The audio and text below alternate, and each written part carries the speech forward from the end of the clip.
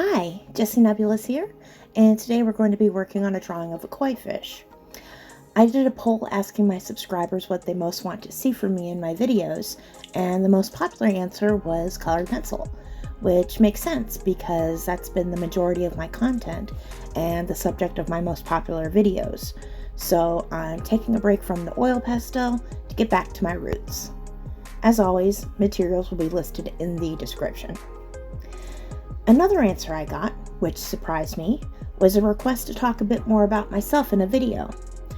I usually talk more about the process and the art supplies rather than me, and it's really flattering to think people might be interested in learning more about me.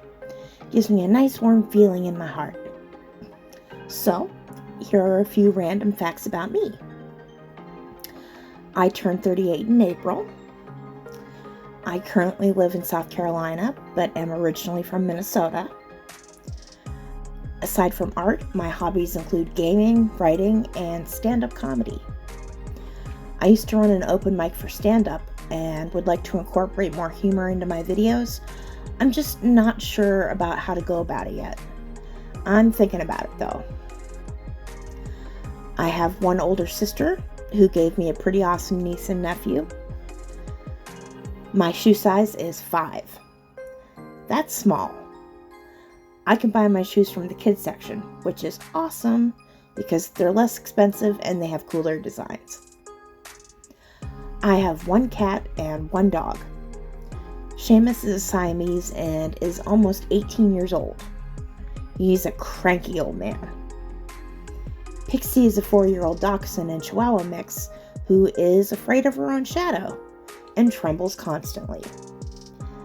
I usually don't like small dogs. They're annoying, but she's my baby. My little dopamine machine.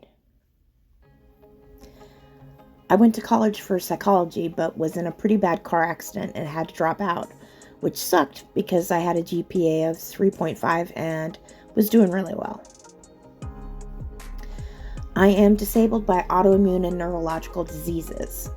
I have mixed connective tissue disease, dystonia, and fibromyalgia. The first two are pretty rare. The third is rather common, so it's probably the one you'll have heard of. I won't go into details here, but if you're curious, feel free to comment with questions. I'd be happy to spread a little awareness about my conditions. I have been doing art for as long as I can remember, but I didn't get serious about it until I was in my late teens. Then I developed a neurological condition in my late 20s, which messed up my motor control, and I basically couldn't hold a pencil without tremors for several years. It was devastating. But with time and medication, my condition improved, and I'm building my skill back up. For most of my adult life, I've worked in direct care as a trained medical aide. Basically, I can do everything a nurse can except give injections, and I get paid a lot less. But I love it. I've worked mainly with the elderly and adults with developmental diseases, disabilities, not diseases. Developmental disabilities like Down syndrome, though I've had a few clients who are children with severe autism. I can't do a lot of the more physically demanding cares anymore, so I can't, for instance, help with transfers or lifting, so I have to have clients who can walk by themselves, but I still do aid work part-time. I had to give it up when I was really sick for those several years, and I missed it a lot. I'm just a caretaker, and always have been. And that's about it. For the rest of the video, I'm going to talk about the piece.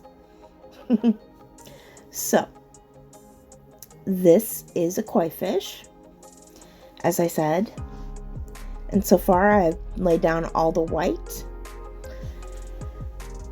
of the fish, and I realized I should have done this differently. It would have been easier to do the colored part first instead of the white, but I didn't do it that way, so but it still wasn't too bad. Just because if you do all the white first, it was harder to see where my lines were. But I made it work. And I chose to go with like orange, a yellow, orange, red for the spots, which is a pretty common koi fish color. I decided to do that because I wanted to do pink and purple for the background, and that would contrast nicely.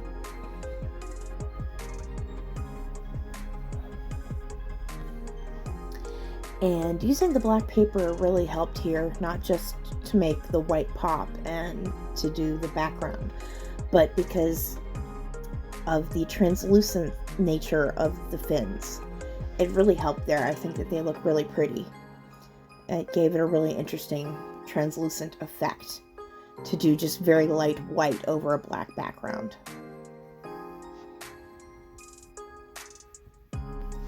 And I really had to resist the urge to use oil pastel because I've been obsessed with it.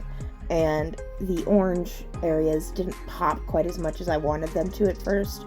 But, you know, I just kept with it and layering, and eventually it got to a place where I was happy with it. I mean, I could have done oil pastel. It's just I had committed to doing colored pencil entirely for the piece. So I didn't want to go against what my plan was. Though in art you do need to be flexible. It's just I haven't done a straight colored pencil piece for, you know, several weeks. So probably longer than that, come to think of it. So it was nice just to kind of get back to my roots and just do what I'm known for, it seems. Or what I'm better at. Because I am quite good at color pencil.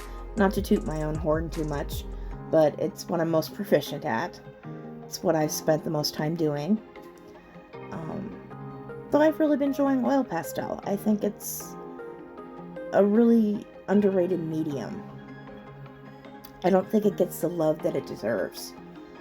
I think people mostly think of it as a child's art supply, which is unfortunate because it's really interesting to use and you can get a lot of cool effects. And as you can see, I'm starting on the background with a little bit of pink.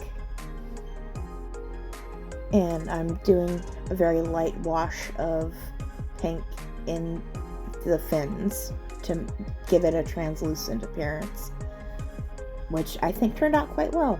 I was very pleased with this piece overall. Working on black paper is really kind of counterintuitive at first. It was really mind-bending the first few times I used it, because it's just the opposite of what you're used to. To make the most bold marks, you need to use light colors, which is the opposite of white paper, of course. So your brain kind of melts a little bit until you kind of wrap your mind around it. But it's really cool to use black paper. I would highly recommend it. And probably just tone papers as well. I haven't actually used tone paper before. It's something I've wanted to do. It's just I never have, because whenever I have the opportunity to buy a sketchbook, or rather, not just the opportunity, because I always have the opportunity, but when I'm in need of a sketchbook, I just grab a white one usually, because that's what I'm going to use most often for most cases, and I don't have a whole lot of money to be spending on sketchbooks because they're not cheap to get a decent one. 20 or 30 bucks to get a decent one. So, but I do plan to use tone paper in the near future. I'd really like to.